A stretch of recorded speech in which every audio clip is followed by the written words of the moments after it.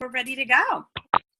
All right, so Leslie Zann is here with us today. Leslie is going to tell us a little bit more about some tidbits and things that we're going to be getting from this amazing Advanced Leaders course that is starting February. I don't have the dates in front of me, but it's starting very, very soon. We were so fortunate to have her in Raleigh a few weeks ago and have another one of these calls to hear about the great things we're going to get from this 6-week course. And she said, let's do another call. Let's get people really excited and let them know what they are going to be able to take away from this. So we're excited to have a little bit more of your time today, Leslie.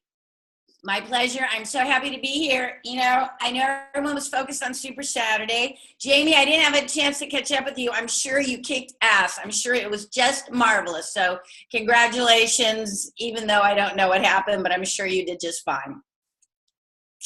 And coming out of Super Saturday, whenever we come out of a big event like that, you know, it's time to really take our thoughts, get refocused. Everybody's excited, but not everybody knows how to take action. It's interesting. I was talking to a leader from another company this morning, and she was talking about how everybody's excited, but then she keeps hearing the word overwhelm. And I think a part of this, not necessarily for leaders, but I think a part of this is that for those people in our organization who are not consistent during the holidays, it's not that they're overwhelmed right now. They just don't know what to do. They don't know what to do. They don't know how to start again.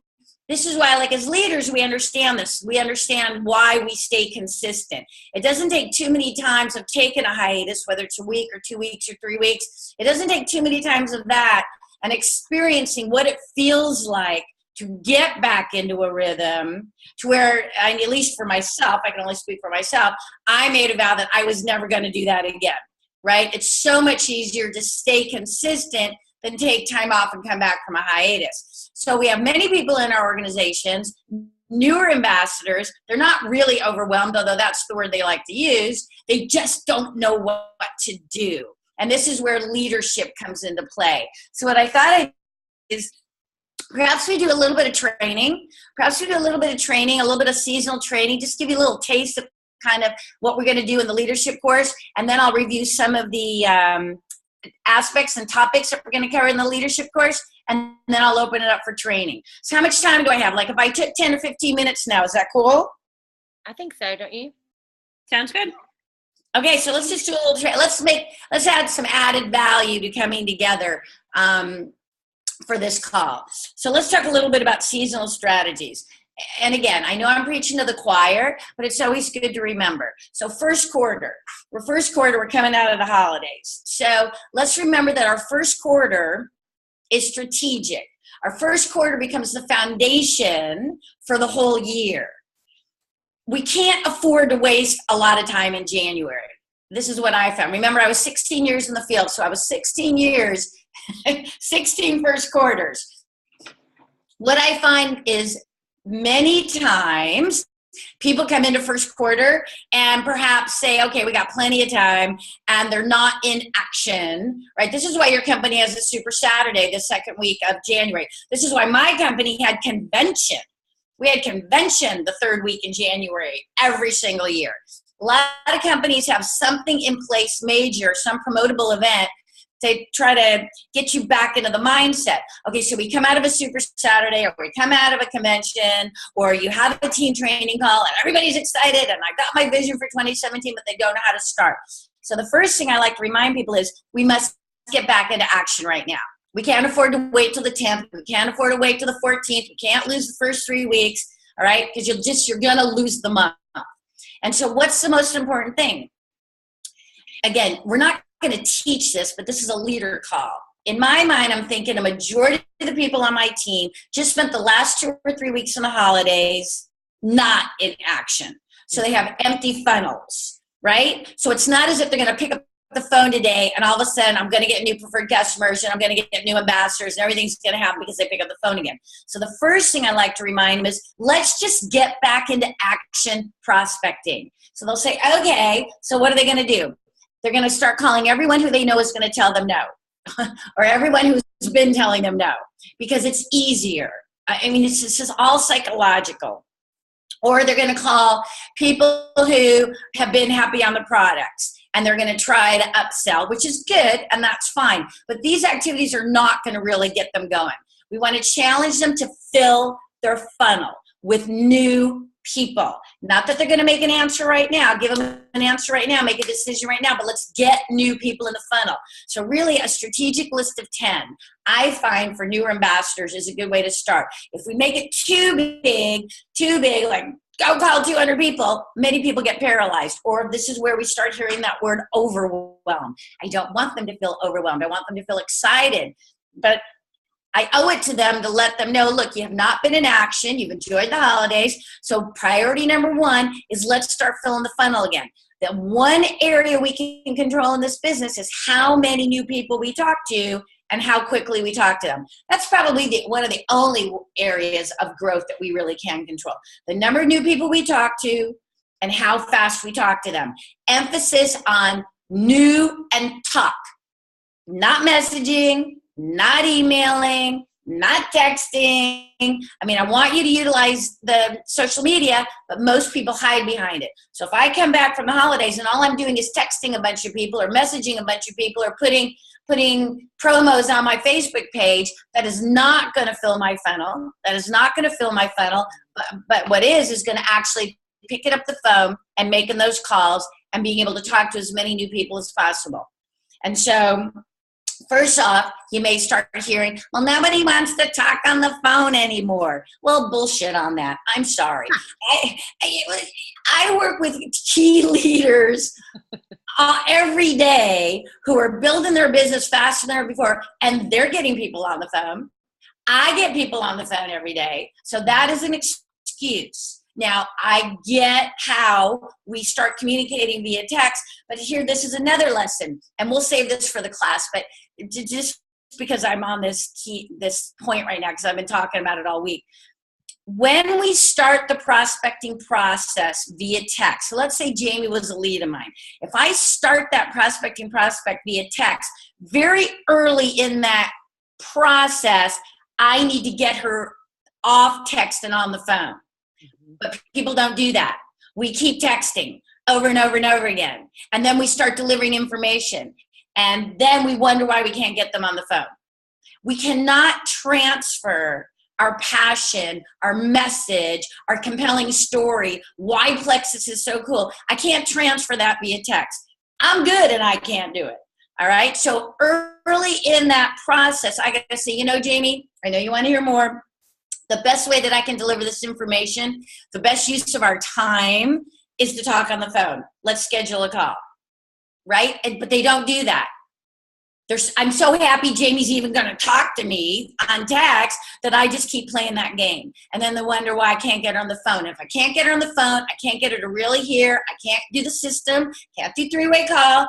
I'm stuck and I'm doing it to myself. Okay, so when we're talking to our team, we want to be talking to new people. So let's not take that texting process too long or that online communication process too long. So give them the language. Hey, this is too fun for us to do this via text. I can't deliver you the information effectively via text. I can't answer your questions effectively via text. Let's schedule a call. Okay, so that's part of it. A strategic list of 10 I mentioned. If you're going to coach them about a strategic list of 10, coach them to, you may or may not want to use these words. This is a leader call. I always called it sponsoring up, right? Sponsoring up. What do most people do psychologically? They sponsor down, meaning who do we reach out to? We reach out to demographics who are equal to or lower than, from a financial, from an educational, from a, we go equal to or down on the demographics because it makes us feel better. It makes us feel better. More in control, like we have an upper hand. So I get it psychologically. What I want to teach my team to do is to sponsor up, equal to and higher. I wanted to have them think about who are the successful people they know, who are the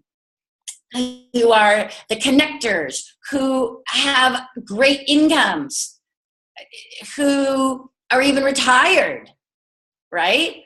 So sponsoring up is another key aspect. So when you're going to challenge them for a strategic list of 10, start talking to them about who they know, who they'd love to work with, right? Challenge them to sponsor up. Who are the most successful people you know? They're going to recognize what's going on with Plexus, and or their referrals are going to be different. If I could just get them in action with that strategic list of 10, now we're not in overwhelm. Now I'm excited, right? Now I'm excited about who I can talk to, and let them know it's not just reaching out. It's not just getting them on the phone. It's doing the three-way call. Continue to reinforce. We'll talk a lot during our course about the importance of, if you're going to drive anything into your downline, any skill set, any language, there's two ways to do it. Repetition of training. So I'm going to be telling Stacy over and over and over again, like repetition. Let's do the three-way call. Let's set our hours of operation. So repetition of training. The second way to drive anything down is through storytelling. And not made up stories, but storytelling. For example, I sponsor Susie Q. She's doing three-way calls with me. This is how we get her to silver right away. So my story is going to reinforce, not only did she take action, not only was she coachable, she embraced three-way calls. We made the goal to get to silver right away. She did. Okay, so in the stories, and again, it's always true stories, I'm reinforcing the aspects of the system that I want everyone else to be embracing. So repetition of training and storytelling is how you drive anything into your downline organization. Okay, so I'm thinking about first quarter and the mindset where everybody is. All right, so from a seasonal standpoint, let's talk a little bit about seasonally. Here we are, January 10th. Now this is back to leadership here. When I was in the field, there was 2 milestones as I started the year that I always look to. Hold on. I'm making myself a note for things I want to tell you in a second. My mind's going fast. It was all that rock climbing. All right, so there was 2 milestones that I would always look to first of the year. Okay, first milestone, March 31st. Okay, March 31st, the end of the first 90-day period. Why March 31st? That's going to show me through points, sponsoring, titles of my directs, income, these major gauges. I'm going to be able to see how my team jumped into the first quarter or not, but hopefully or so, right? So it's going to give me an idea what kind of pace we're on, right? So I can consider refine or fix or whatnot. And some of those key gauges, once you get to March 31st, looking back, pull the data from your back office, sponsoring, but not just sponsoring. And we're going to talk a lot about this in the course. Not just sponsoring. If it were me, I would be always tying sponsoring to silver and higher. Sponsoring and silver and higher. You could sponsor 10 ambassadors who do nothing, right? So what kind of gauge is that for you as a leader to see what's going down? You can look in your money levels 1 through 4, and pull the data of sponsoring.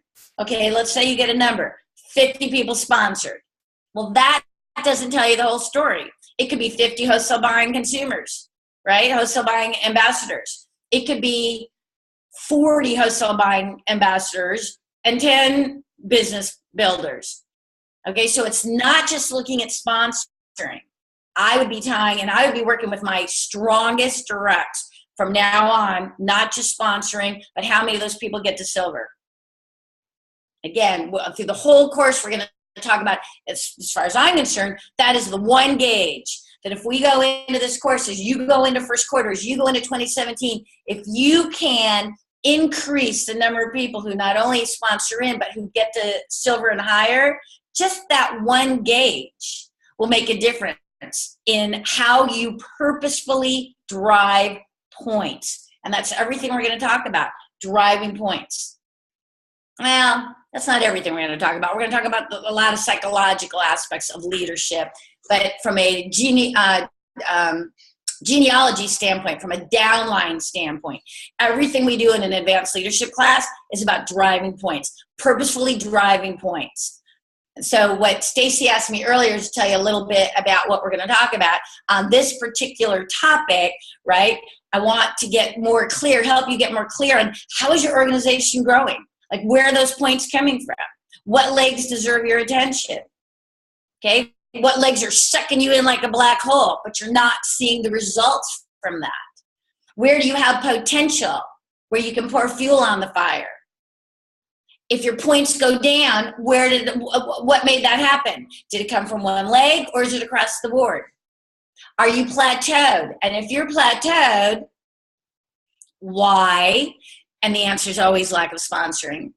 But still, we want to question why. And then we're going to look at our key directs and talk about, okay, if we're plateaued, which basically means as much activity or sales, what you call points, as much points that's coming in, that's being created due to sales and sponsoring, that much activity is not being repeated.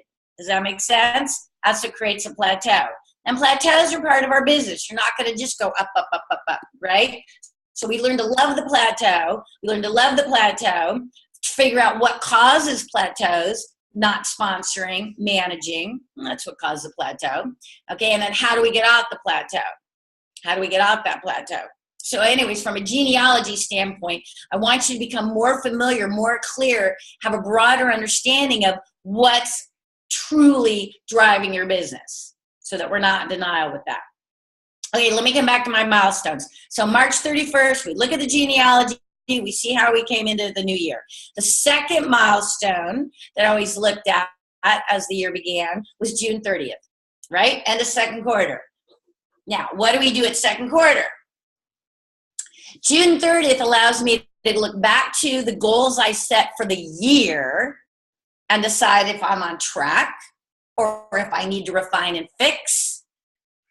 I can compare the data from June 30th to March 31st and see, are we moving forward? Are we flat? Are we plateaued? Are we going backwards? I could look at my key directs and look at their titles, compare them to March 31st. Are they promoting in title?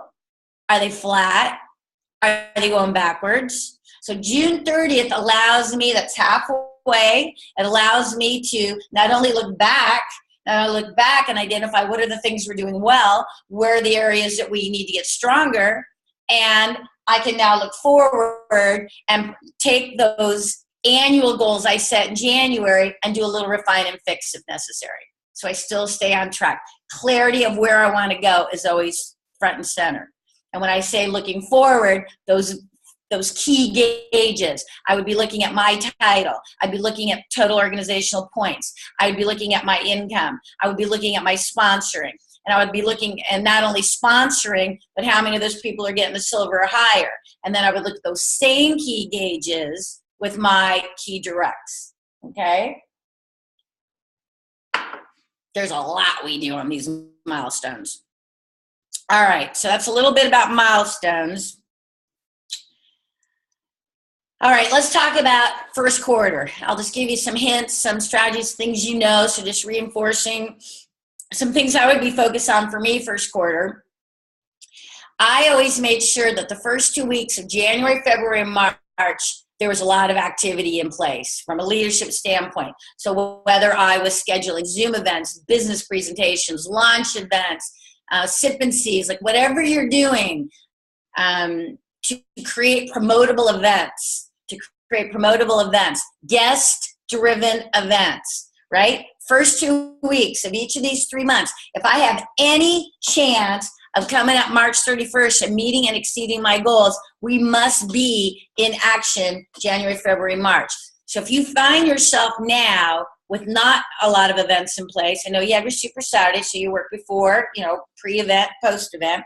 If you find yourself having not planned January, you can make yourself a note in your calendar this year in November of 2017 to remind yourself, get my ass in gear, look at first quarter, make sure I have promotable events January, February, March, so that you don't make the same, mistake next year. It's all learning. It's just all learning.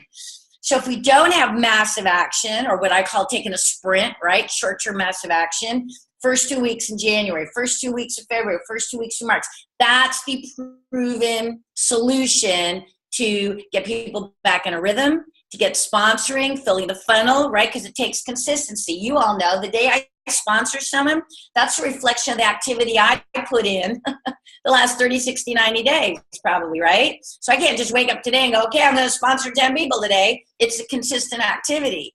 So it's that sprint mentality that I want the first 2 weeks of the month. You can do it every month. It doesn't just have to be January, February, March.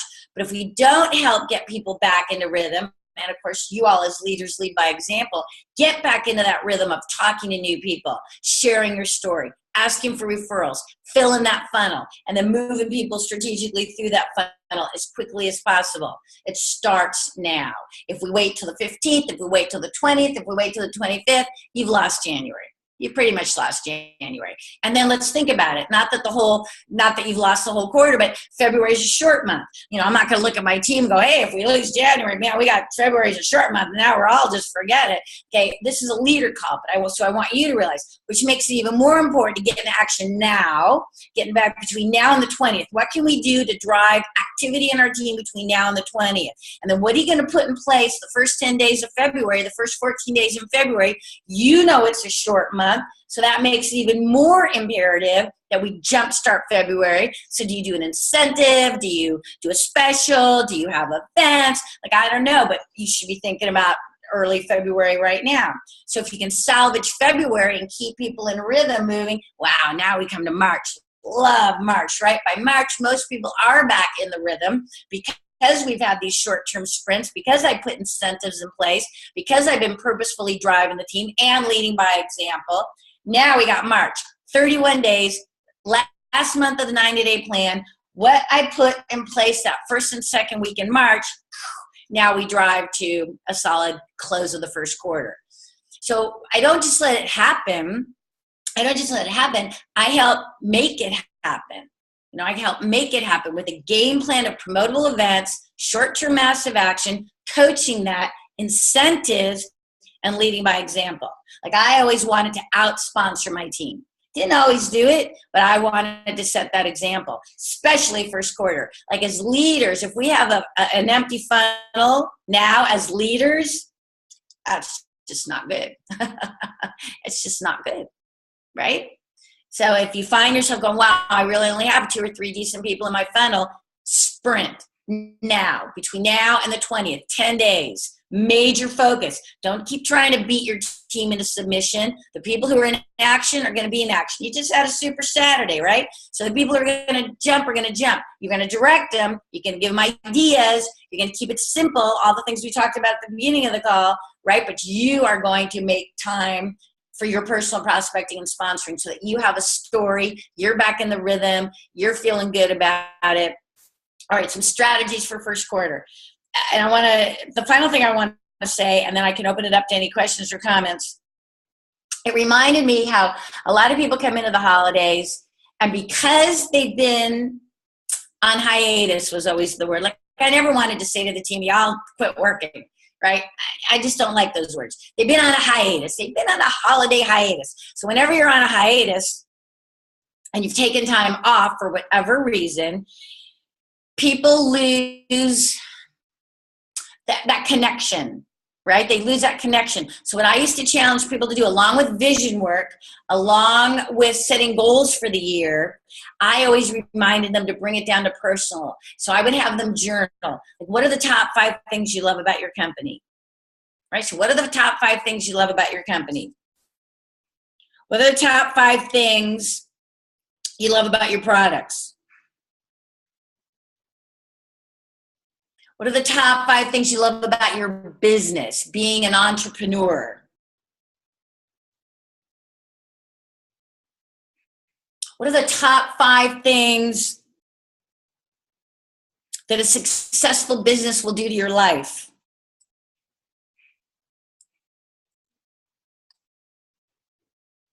And maybe what are the 5 top reasons why this is your year? And of course, I'm just talking off the top of my head. I mean, but these are the things I'd always talk about. So you can think about, what's resonating with you. What do you want them thinking about? But and you do this exercise because and this exercise is a great exercise any time of the year when someone comes up to you and goes, "Gosh, Stace, I've lost my juju, man. I've lost my passion, or I'm frustrated, or, and usually what's happened is because they quit sponsoring, they're out of a rhythm. They don't have anybody new. They've been trying to turn what they got into something that they're not. And of course, that just takes all the fun out of it. So I like to say, okay, look, let's just step back and try to get back into the mindset of when we started. That's really the purpose of the exercise. Let's get back in the mindset of when we started, that enthusiasm. So certainly this time of the year, this is a great exercise. Any time of the year when someone comes up to you and says, I've lost my passion, say, if you're prepared to do a half an hour of journaling, you can get it back. And so I would always challenge them to do this exercise. So just some things off the top of my head that I've been talking about that I always talk about during first course. So why don't I pause for a moment? And, Stacy and I and Jamie, we were talking, we just wanted to bring some value to this call for you all coming together and kind of give you a sense of the tone and the rhythm when we get into our leadership class. Of course, once we get into the course, we're going to have some high-level topics. We're going to talk about the mindset of a leader. We're going to talk about how to have those candid conversations with your team when people are inactive. We're going to talk about prospecting. We're definitely going to talk about how to purposefully drive points and drive growth. Nuances for three-way calling. Nuances for three-way calling, language around that. Not only how to get more people to participate in three-way calls, but language around the three-way calls. Agendas, if you want to start having what I always called A-team calls. If you want to work with your key leaders on a weekly call, a brief weekly call, what would that agenda look like? I got a lot of ideas around that because I think that's really important. And on that topic, like duplication of leadership, that's going to play a key role in the course. How do we duplicate leadership? How do we develop more leaders? All these things. Pace. Gosh, we'll talk a lot about pace in the course. How do you get more people that you sponsor to silver? I mean, there are reasons why. I don't want to say so few, but so let me rephrase. I'm trying to think of the right words. There's a reason. Okay, let me just come from a different perspective. There are things we can do to get more people to silver faster. Like, I just don't think the numbers reflect the potential, right? If you were to pull your numbers and see how many people you sponsored, how many people want to do the business, and how many get to silver faster, the numbers are pathetic. And it's across the board. Why is that? And I work with the same issue with a lot of companies, and no matter what they call that first silver position. I believe there are things we can say, things we can do in the prospecting process that can help shift this result so that you can get more people that you sponsor, more ambassadors that you sponsor to the silver position and higher faster. So we'll talk a lot about that as well. And of course, if you know me, we're going to be weaving personal development through the whole advanced leadership course. In fact, in our very beginning, it's mindset is going to be so important. Having the mindset. What does that mean when I say the mindset of a leader? How do you develop and expand and hang on to this mindset of a leader? Because our days are up and down, fast and furious. Great things happen when we're excited. People let us down, lie to us, quit. Quit. Sorry, dropped my computer. They quit, betray us, and irritate us, frustrate us. But then we have all these things that are wins and achievement and success. Like, how do we stay even emotionally? And how do we respond? I guess bottom line is, how do we respond on our terms? Like, how do we become the leader we want to be and respond on our terms and just do the best we can? So we'll talk a lot about that too. All right, you can tell I'm real passionate about this. I love advanced leadership courses.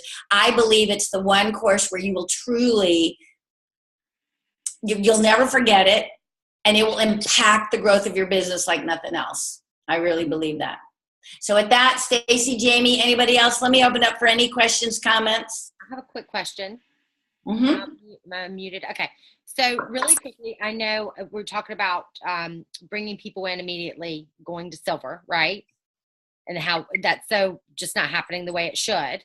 So we have from now, January 10th to February 1st, till we start this course. So could you give us like 2 or 3 quick key tips that we can utilize between now and then, at least to touch on? Yep, absolutely. Okay, excellent question. So I believe it starts in the prospecting process. Okay, how often when we're talking to a potential new ambassador are we playing small? Oh, Jamie, you don't really need to work this. Just fit it into the nooks and crannies. No big investment of time or money. You can just do this on your terms. Okay, so I think people are so desperate to sponsor. What they're doing is they're painting such a non-business, non-professional, non-activity-driven situation. And then they wonder why these people sponsoring and don't do anything. Because we basically told them, you don't have to do anything. So I think the language around, first and foremost, when I'm talking my process, what does she want? Like right there dictates everything else. So ideally, let's figure out what does she want. If she just wants to dabble, what I call dabble, if she just wants to sell a few, products and get her products paid for, fine. Okay, I can help her be a great dabbler. Right? But if she's telling me that, hey, I see the potential, I see the success stories, I want to build a part-time business, well, then I owe it to her, okay, to find out what her why is. Okay, I hate my job, but I want to get out of my job, or I want to be home with the kids, or I want to pay off the debt, or whatever the why is. So I want to find out what is her driving motivation, and then I owe it to her to tell her what is it truly going to take to make that happen. Right? So I like language to the effect of, well, Susie Q, a reasonable part-time effort is 10 to 15 hours a week. That's the great thing. We don't need 40 hours a week to be wildly successful. It's what we do in the hours that we have. So I owe it to her to let her know 10 to 15 hours a week. And then I say, hey, we have a proven system in place.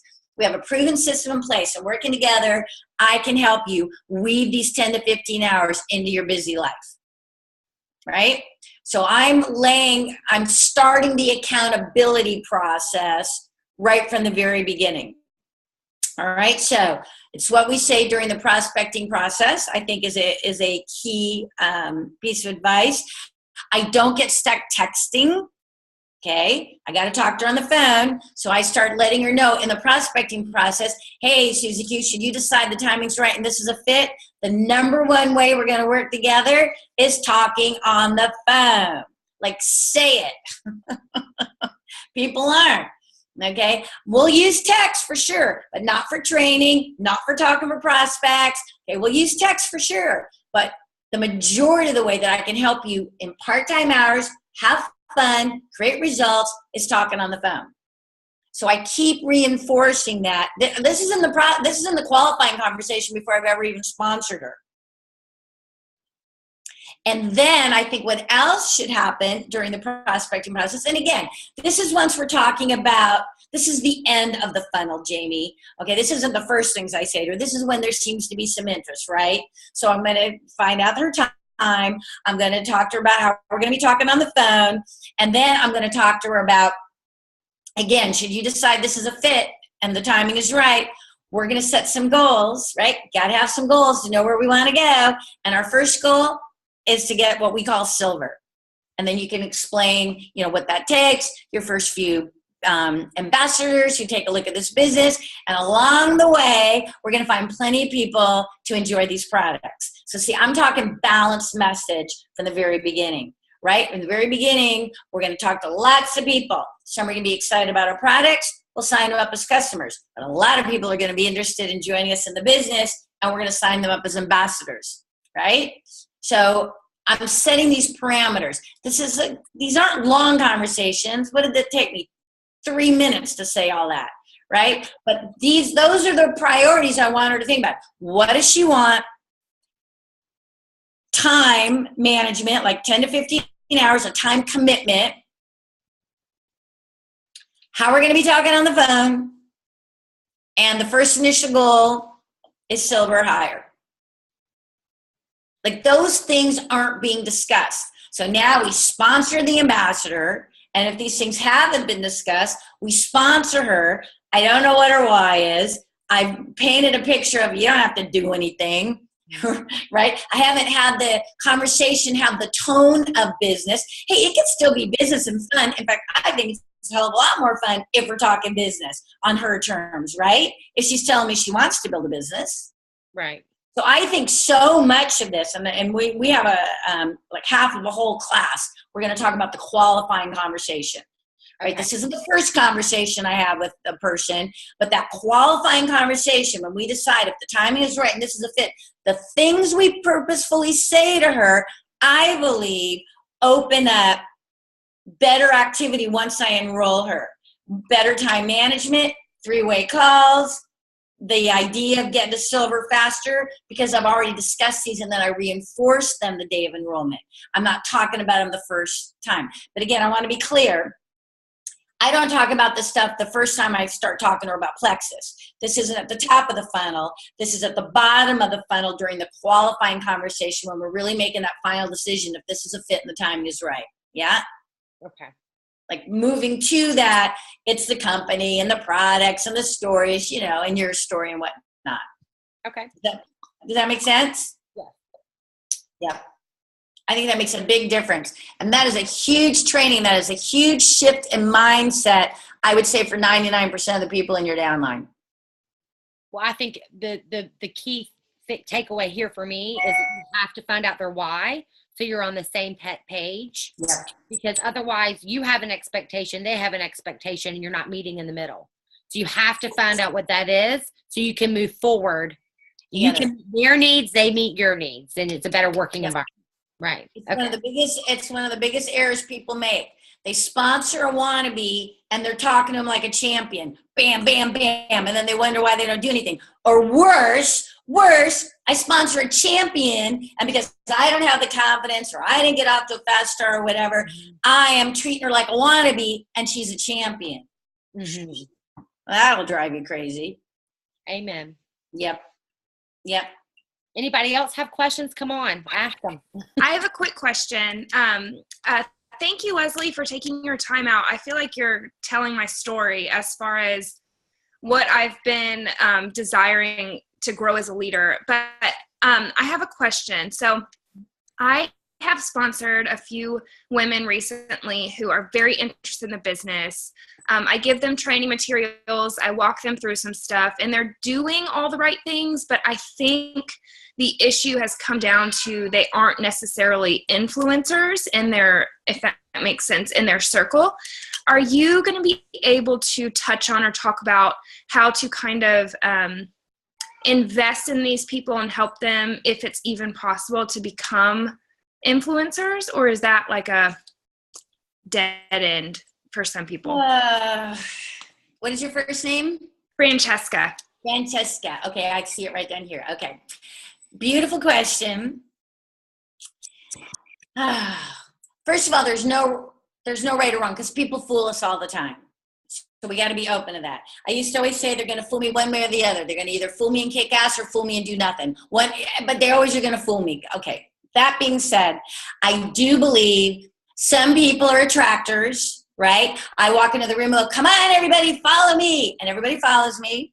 And some people are not, where they go to their sphere of influence, come on, everybody, follow me. And nobody does. It's almost like if you think of war, you think of battle. I mean, there's just some men and women that we follow into battle, right? And then there's some that we're like, I'm not following you anywhere. Okay, so that's just it in some cases. Now, if you don't feel they're an influencer, what you can do is try to have them give you a list of the name of the people around them who are influencers, right? And this is why 3-way call is so impactful, okay? That's Jamie. Okay, this is why we do 3-way calls. So Susie Q may not be an influencer, but I'm really good at talking about plexus. So if I can just help her get me on the phone with these people, I can paint the vision, and her skill set and her confidence will grow. You know, sometimes yes, sometimes no. But again, here's my thinking when I would sponsor people. Number one, I want to get into what I always said, their back pocket. I want to get into their back pocket as quickly as possible. Meaning, as you said, I want to get into their sphere of influence as quickly as possible. Why? Number one, for their sake. For their sake. The quicker I can help them find 1, 2, or 3 business partners, the odds are we're going to stick around, right?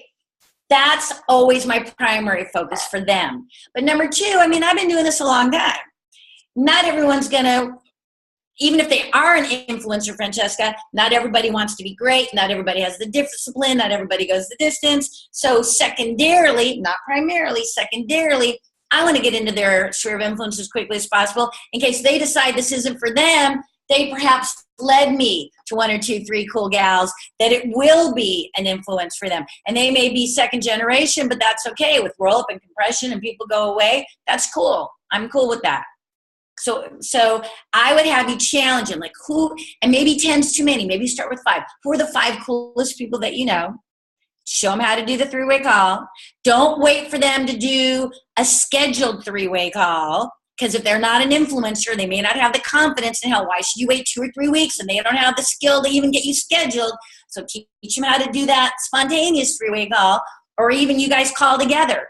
I never had a problem with that. So Susie Q is telling me we had to talk to my friend Stacy. I'm like, let's call her right now. What?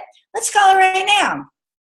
And so I would just teach her the language and say, hey, Stacy, it's Susie. And listen, I know this was unannounced, but, you know, I was talking with my friend Leslie and we're building a business together. I've been telling her about her. And, you know, it's so hard to get everybody together. Do you have 5 minutes right now?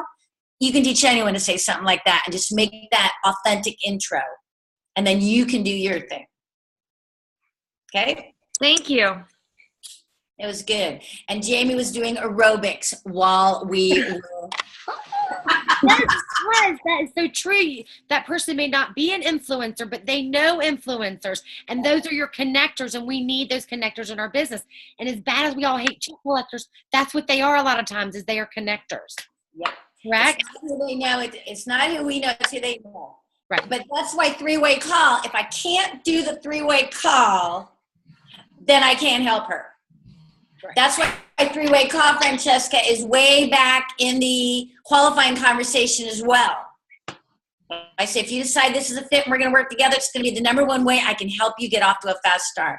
Like all these nuances, this language. I got tons of language around 3-way calls that we'll talk about. I got lots of nuances, not only how to help people understand why to do 3-way call, but the language to go into a 3-way call, the language I say on a 3-way call. That's going to be like half of one whole class. So I love the question, the 5 coolest people you know, or you could say most influential people that you know in your circle.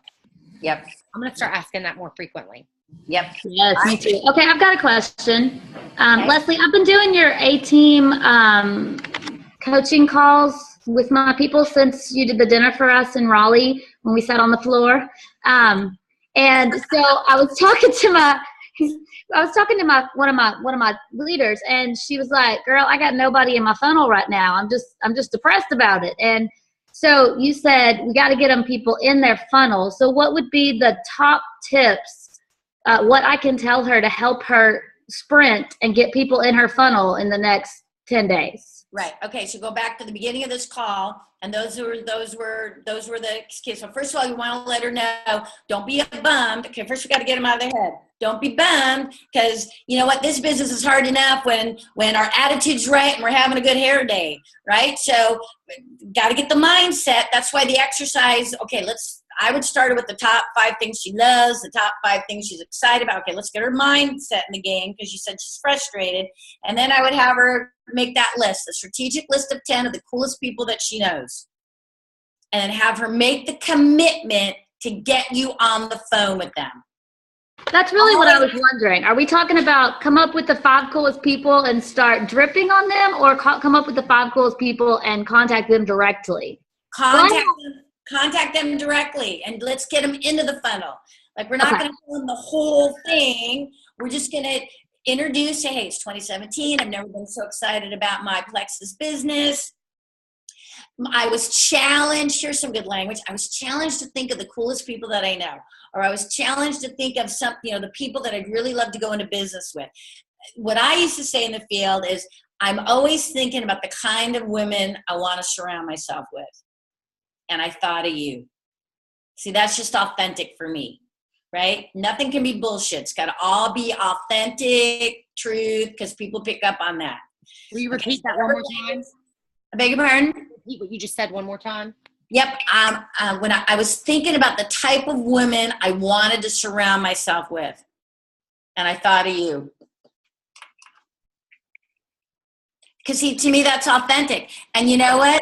If I'm calling Stacy, it's because I want to work with Stacy. I'm not calling Stacy because I don't like Stacy. I'm calling Stacy because I'm thinking, gosh, if she saw this through my eyes, this would be fabulous. So to keep it really simple, get her head back in the game, make that list of people, get her commitment to get you on the phone, even if she, if guys got to call these people together or teach her how to do the three-way call, and just remind her about her why. Take it back to her why.